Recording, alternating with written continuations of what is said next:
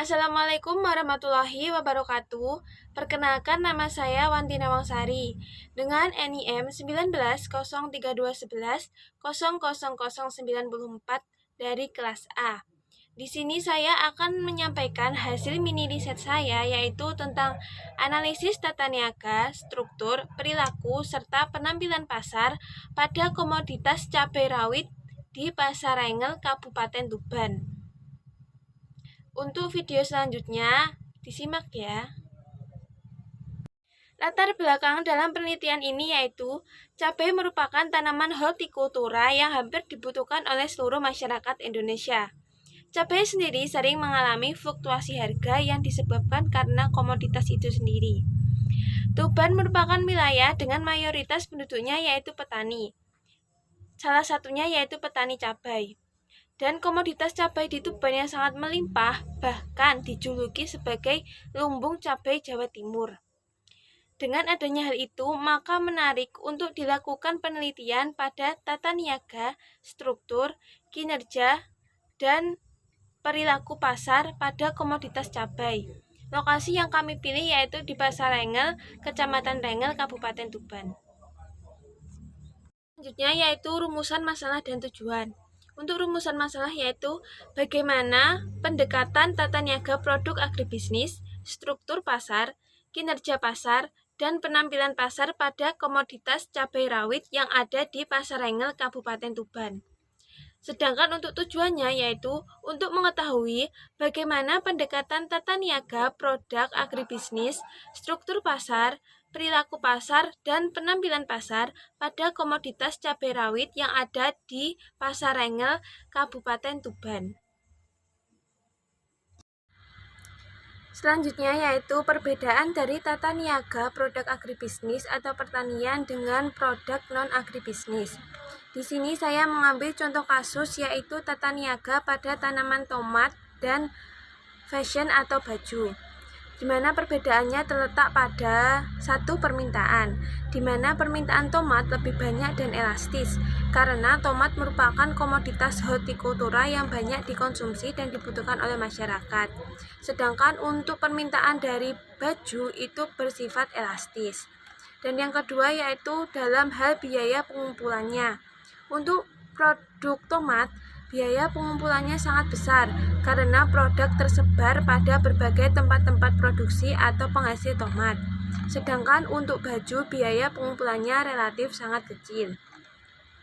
Dan perbedaan yang ketiga yaitu standarisasi dan grading, di mana pada komoditas tomat, standarisasi dan grading dilakukan jika pedagang sudah melakukan pembelian. Sedangkan untuk produk baju, sebelum diproduksi atau dihasilkan, terlebih dahulu ditetapkan suatu standar, di mana sebelum baju dijual, para produsen melakukan sortasi atau pengecekan ulang sebelum dipasarkan dan ada tingkatan standar tertentu. Dan yang ketiga yaitu untuk komoditas tomat, petani atau produsen di sini bersifat lebih pasif dalam melakukan penjualan, karena mereka lebih cenderung menunggu pedagang pengumpul daripada mencari konsumen sendiri. Dan para pedagang pengumpul yang aktif melakukan pembelian tomat kepada petani. Sedangkan untuk produk baju, di mana produsen lebih aktif dalam mencari pembeli. Produsen melakukan promosi untuk menjual produk bajunya. Mereka menetapkan berbagai strategi dalam memasarkan produk bajunya. Dan yang terakhir atau perbedaan yang terakhir yaitu dalam hal pemegang peran utama, di mana pada komoditas tomat, pemegang peran utama adalah pedagang pengumpul. Pedagang pengumpul yang mengumpulkan hasil-hasil pertanian yang tersebar dalam jumlah kecil dari produsen. Kemudian ia menjualnya ke pedagang besar dengan jumlah yang besar. Untuk produk baju, pemegang pemeran utama yaitu pedagang perantara atau grosir, di mana pedagang grosir ini akan menyalurkan dalam unit-unit kecil kepada pedagang pengecer. Selanjutnya yaitu analisis tata niaga pada komoditas cabai rawit di Pasar Rengel, Kabupaten Tuban. Sebelum melakukan analisis ini, kita sebelumnya melakukan survei atau wawancara, Di sini saya melakukan wawancara kepada dua pedagang pengecer dari komoditas cabai rawit ini. Yang pertama yaitu bernama Ibu Sarwan dan yang kedua bernama Ibu Sumiati. Dan hasil yang dicapai dari analisis tata niaga komoditas cabai ini yaitu pada pendekatan komoditas atau commodity approach di Pasar Rengel, Kabupaten Tuban menunjukkan bahwa cabai rawit merupakan komoditas unggulan Kabupaten Tuban. Tuban memiliki potensi yang sangat besar dalam suplai cabai rawit di tingkat nasional. Luasan kebun cabai mencapai 20.581 hektar dan jumlah produksi sebanyak 21.581 ton. Bahkan pada awal 2017, Tuban telah berhasil menstabilkan harga cabai nasional. Saluran pemasaran yang ada pada pemasaran cabai ada dua, yaitu saluran pemasaran satu, di mana dari petani ke pedagang pengecer, kemudian ke konsumen. Yang kedua, saluran dua, petani ke tengkulak, ke pedagang pengecer, dan ke konsumen. Yaitu analisis tata niaga produk cabai rawit berdasarkan pendekatan fungsional atau fungsional approach di Pasar Rengel, Kabupaten Tuban, di mana di sini terdiri dari fungsi pemasaran dari tiap-tiap lembaga. Yang pertama yaitu tengkulak, di mana fungsi pemasaran yang dilakukan oleh tengkulak yaitu fungsi fisik, fungsi fasilitas, dan fungsi pertukaran. Fungsi pertukaran yang dilakukan yaitu pembelian dan penjualan, di mana tengkulak membeli cabai dari petani dan menjualnya lagi kepada pedagang pengecer atau lain pihak. Untuk fungsi fisik yang dilakukan yaitu melakukan pengangkutan dari petani ke tempat penjualan atau pasar. Dan fungsi fasilitas yang dilakukan adalah standarisasi, penanggungan resiko, dan informasi pasar. Besarnya biaya dalam pengangkutan yaitu sebesar Rp300. Selanjutnya, fungsi pemasaran yang dilakukan oleh pedagang pengecer, di mana fungsi yang dilakukan hampir sama dengan pedagang tengkulak, yaitu melakukan fungsi fisik, fungsi fasilitas, dan fungsi pertukaran. Untuk fungsi pertukaran yaitu melakukan pembelian dari tengkulak dan menjualnya ke konsumen. Fungsi fisik yaitu melakukan penyimpanan dan pengangkutan komoditas, serta fungsi fasilitas yaitu melakukan standarisasi dengan mengelompokkan kualitas cabai, penanggungan resiko seperti penyusutan, dan informasi pasar yang didapat dari para pedagang lain. Untuk poin selanjutnya yaitu analisis struktur pasar atau market structure di Pasar Rengel, Kabupaten Tuban.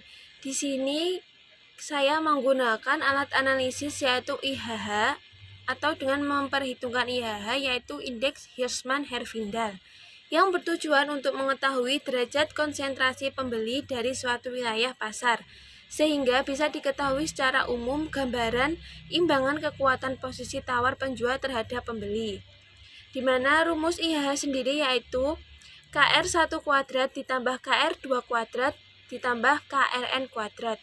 Berhubung kami atau saya melakukan wawancara kepada dua pedagang pengecer, maka KR-nya terdiri dari dua, di mana KR1 yaitu 0,67 dan KR2 0,11 dikuadratkan sehingga mendapat nilai 0,44 ditambah 0,11 dan hasilnya yaitu 0,56. Dari hasil tersebut dapat diketahui bahwa nilai IHH yaitu 0,56 yang menunjukkan bahwa struktur pasar mengarah ke pasar oligopoli karena memenuhi kriteria di mana nilai IHH lebih dari 0 dan kurang dari 1. Analisis perilaku pasar atau market conduct. Lembaga yang terlibat dalam pemasaran cabai rawit di Pasar Rengel yaitu ada dua, yaitu tengkulak dan pedagang, di mana tengkulak adalah orang yang mengumpulkan hasil panen dari petani yang akan dijual ke pihak lain. Yang kedua pedagang pengecer, yaitu orang yang menjual cabai rawitnya ke konsumen dengan cara diecer. Dari dua lembaga tersebut terbentuklah saluran pemasaran, di mana saluran satu yaitu petani, pedagang, pengecer ke konsumen. Pedagang pengecer melakukan kegiatan pemasaran bersama petani. Pedagang biasanya datang ke rumah petani dan membeli produknya. Selanjutnya mereka langsung menjualnya ke konsumen. Dan saluran 2 yaitu petani, tengkulak, pedagang pengecer ke konsumen. Pada saluran 2 ini, tengkulak membeli komoditasnya langsung dari petani, kemudian disalurkan atau dijual lagi ke pedagang pengecer, dan pedagang pengecer memasarkannya kepada konsumen. Lanjutan dari analisis perilaku pasar atau market conduct yaitu fungsi dari tiap-tiap lembaga pemasaran. Yang pertama yaitu tengkulak. Tengkulak di sini melakukan fungsi pemasaran seperti fungsi fisik, fungsi fasilitas, dan fungsi pertukaran. Fungsi pertukaran yaitu pembelian dan penjualan yang dilakukan oleh tengkulak yaitu membeli cabai dari petani dan menjualnya lagi. Untuk fungsi fisiknya yaitu melakukan pengangkutan dari petani ke tempat penjualan atau pasar. Dan fungsi fasilitas yang dilakukan yaitu standarisasi, penanggungan resiko, dan informasi pasar. Besarnya biaya pengangkutan yang ditanggung oleh tengkulak yaitu sebesar Rp300 per kilo. Untuk lembaga kedua yaitu pedagang pengecer. Fungsi yang dilakukan hampir sama yaitu fungsi pertukaran, fungsi fisik, dan fungsi fasilitas. Untuk fungsi pertukaran yaitu melakukan pembelian dari tengkulak dan menjualnya ke konsumen. Untuk fungsi fisiknya yaitu melakukan pengangkutan komoditas dan melakukan penyimpanan apabila komoditas tersebut tidak habis. Selanjutnya fungsi fasilitas yaitu melakukan standarisasi dengan mengelompokkan kualitas cabai dari kualitas A sampai ke kualitas tertentu. Selanjutnya penanggungan resiko seperti penyusutan atau busuk cabai. Informasi pasar yang didapat dari para pedagang lain. Besarnya biaya pengangkutan cabai yang ditanggung oleh pedagang pengecer yaitu sebesar Rp500 per kilogram. Dalam menentukan harga cabai, pedagang melihat suplai pasar, permintaan pasar, dan kondisi pasar serta keuntungan yang akan mereka dapatkan.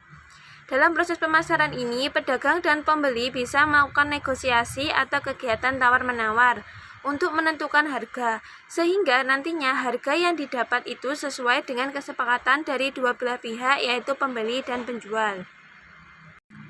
Sistem pembayaran yang dilakukan oleh masing-masing lembaga pemasaran adalah melakukan pembayaran secara langsung, di mana setelah harga disepakati atau dicapai, maka pembeli membayar secara tunai kepada penjual, di mana tengkulak membeli produk kepada petani dan langsung membayarnya secara tunai.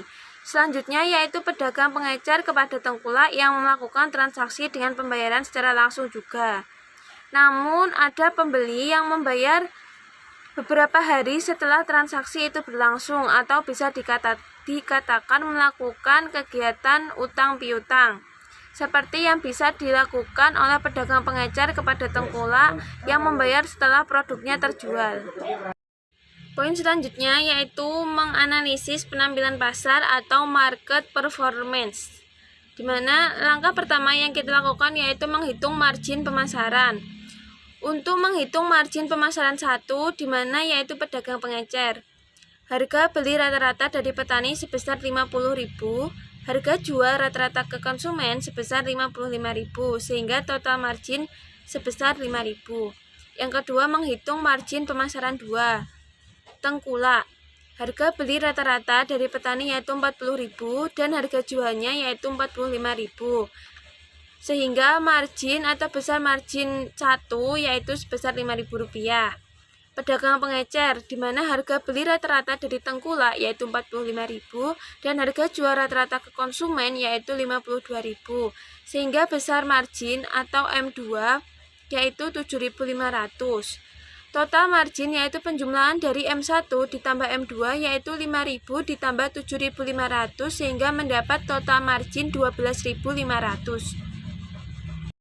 Setelah melakukan perhitungan margin pemasaran, langkah selanjutnya yaitu menghitung farmer share, di mana farmer share pada saluran 1 yaitu PR per PF dikali 100%, di mana PR adalah harga beli rata-rata dibagi dengan harga jual rata-rata ke konsumen, yaitu sebesar Rp50.000 dibagi dengan Rp55.000 dikali 100% dan hasilnya 90,90%.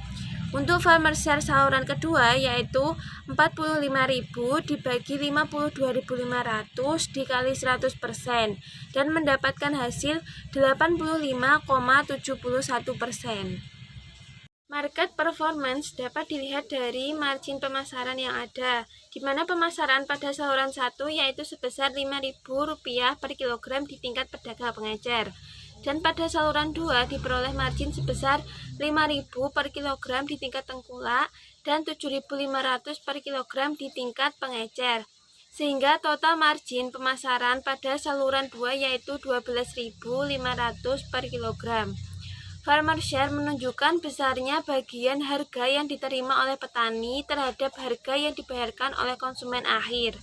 Besarnya farmer share pada saluran 1 yaitu 90,90% dan pada saluran 2 yaitu 85,71%.